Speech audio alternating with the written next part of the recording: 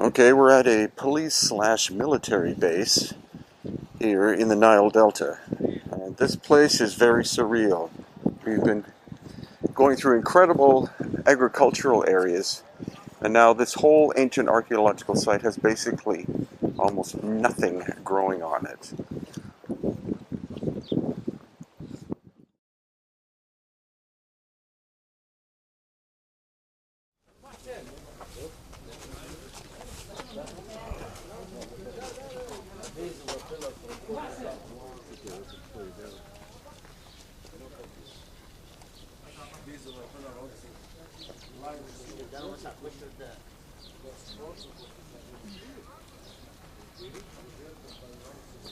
You always got the good one on it. There is a huge chunk here of milky quartz that I love too much. Wow. Probably the largest one remains in any other side.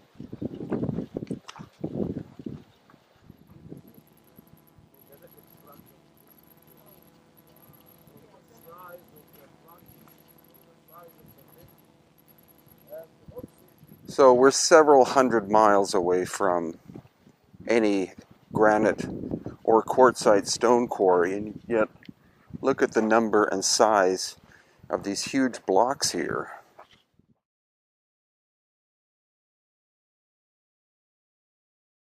So Patricia, was all this stuff found buried? Yep, absolutely. They've moved it, lined it all up here.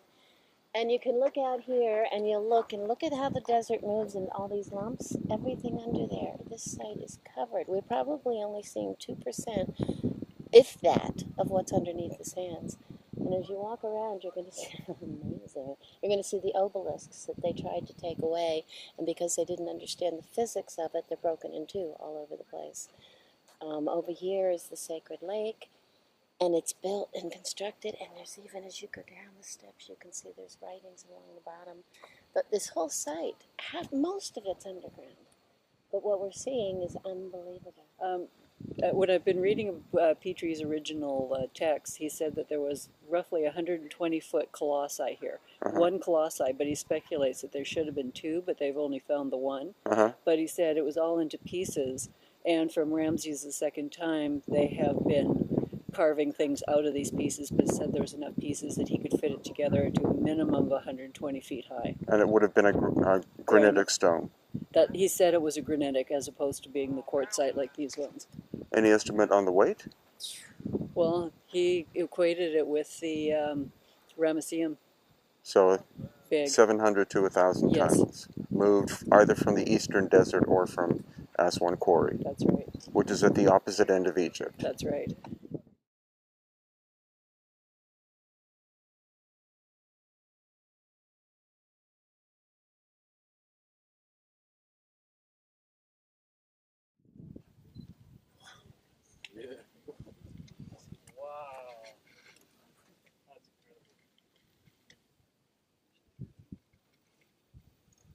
But the damage is much more on the right side than the left side. Wow. Why is it cut like that? Because the statue itself was broken apart, and this was used as a block in modern structures like this. Wow. But when you look at a statue that is this big, and you look at the size of the foot, and then look at the size of a foot like this size, then how 125 feet tall. Yeah. Look at the only statue with this much here, which in my opinion, it was once in my opinion, megalithic.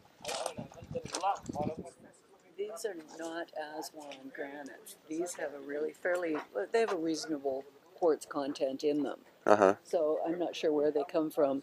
It's either going to be in Sinai or the eastern desert, but they have quite a bit of quartz in them. So they are, look at how coarse and loose that is. Yeah. They're going to break apart a lot quicker than some of the darker ones. And we can see that it's not as perfect as the structures in the pyramid structure. You can see here, there is huge space between the blocks. But there is a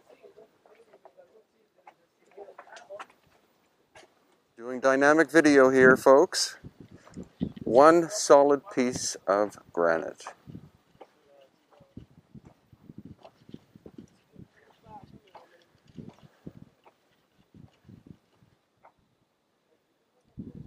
So this is dynastic work or later. You could see it's limestone, small pieces. And then we have this landscape here. Solid chunks of granite either from the eastern desert or Aswan in this absolute south of Egypt. And obelisks whose surface here is exceedingly heavily eroded.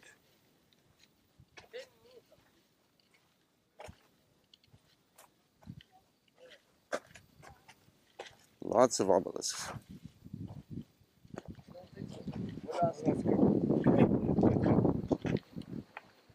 But also it has another good evidence to it that we can see. Look at the amount of flints in it.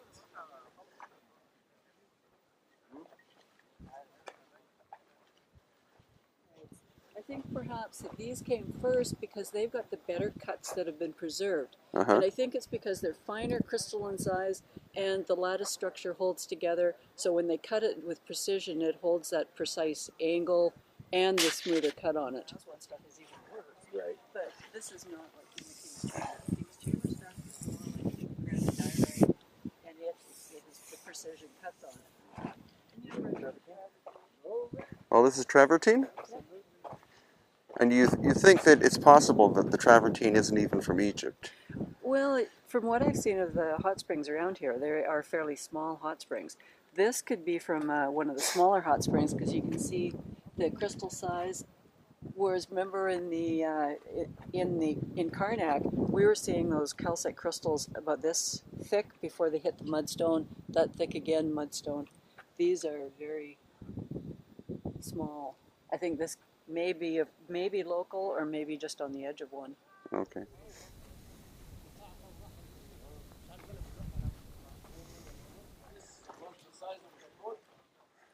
This is the size of the outside.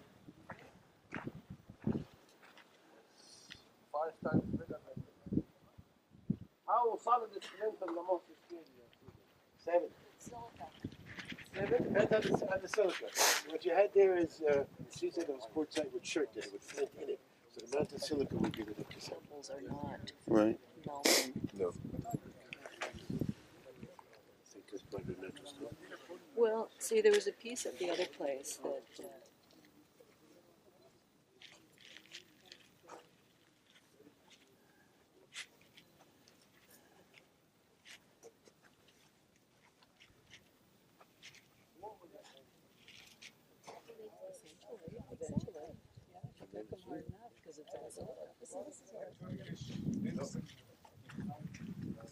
What did this do?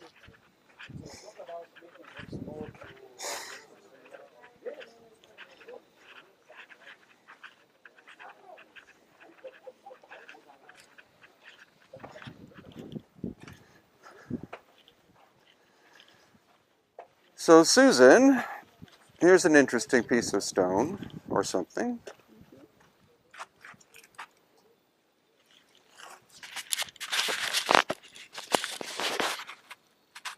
It's got gas bubbles in it. I think it's a piece of slag from. I've read the Romans used to work glass here, but it may have been something else that they were working. But that appears to be a piece of slag. Okay, but could it be a piece of cooked stone?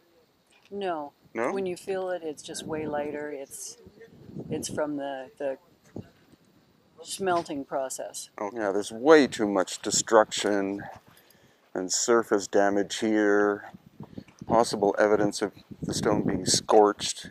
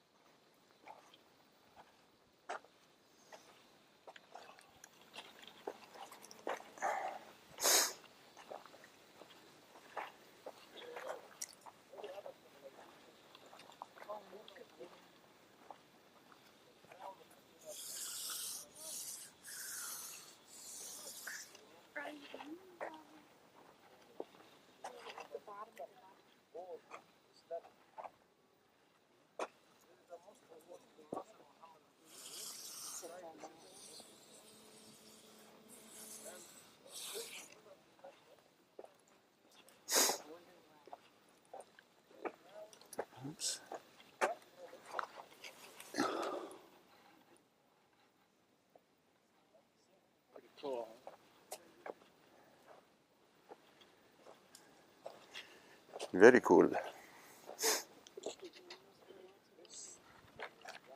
Yeah. Give me this freedom as it was under the salt water for a long time. It's like the black soil. And give me this black soil.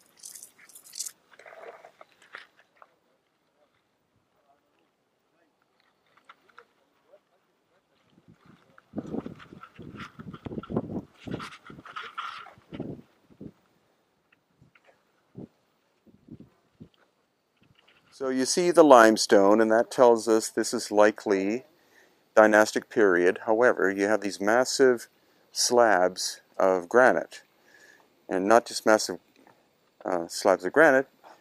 This is actually a room or series of rooms which are now underground, but could have been above ground thousands upon thousands of years ago. Solid granite room leading on to another room.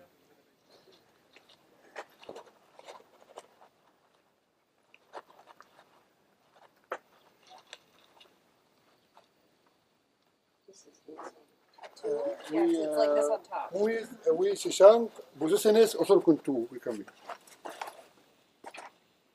Oh, that's a box Good, very good, but we close. with the lid on it.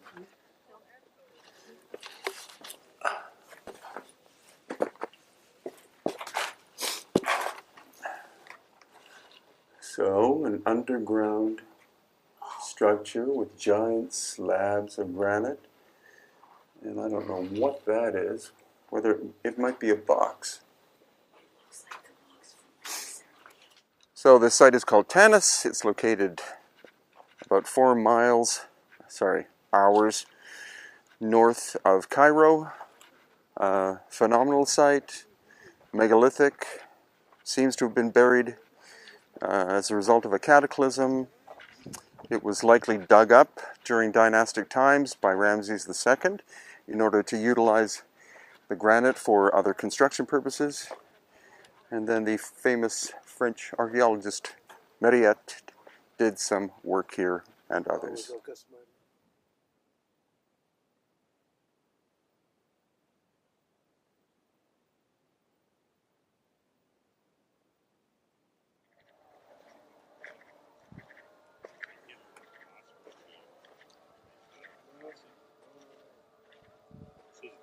Smelting a lot of materials here. Slag, yeah. Maybe that was the actual